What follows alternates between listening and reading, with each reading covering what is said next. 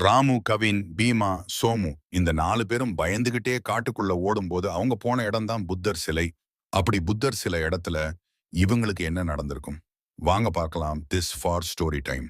ஏற்கனவே காட்டுக்குள்ள யாரோ அழுகிற மாதிரி சத்தம் கேட்டு இந்த 4 பேரும் பயந்துகிட்டே இருக்கும்போது யாருமே எதிர்பார்க்காத நேரத்துல திடீர்னு திலகன் கத்தும் சத்தம் இவங்களுக்கு கேட்க ஆரம்பிக்குது.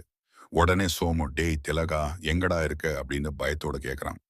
உடனே திலகன் கத்தும் சுத்தம் கேட்கல. அப்ப எல்லோரும் ரொம்ப பயந்து போறாங்க. உடனே பீமா, டேய் வாங்கடா போயிரலாம், இங்க என்னென்னமோ நடக்குது அப்படின்னு பயந்தபடி சொல்றான். அதற்கு ராமு, என்னடா சொல்ற, அவன் நம்ம பையன்டா அப்படின்னு சொல்றான். உடனே திலகன் கத்தும் சத்தம் கேட்கிறது. இந்த தடவை திலகன் கத்தும் சத்தம் என்னை காப்பாத்துங்க அப்படின்னு சத்தம் கேட்க ஆரம்பிக்குது.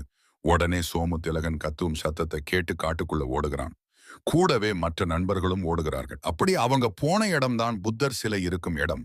ஆனால் அவங்களால நம்ப முடியாத ஒன்று அந்த இடத்துல நடந்திருக்கிறது. அது என்னவென்றால், புத்தர் சிலைக்கு முன்பு திலகன் படுத்து கிடக்கிறான். ஆனால் திலகன் இப்படி இருக்கும் நிலையில அவனால கத்த முடியாதுங்கிற சந்தேகம் இவங்களுக்குள்ள எழும்புகிறது. அப்போ திலகன் வாய்ஸ்ல கத்துனது யாரு? அந்த புத்தர் காட்டில உண்மையில என்னதான் நடக்கிறது? தொடர்ந்து பார்க்கலாம்.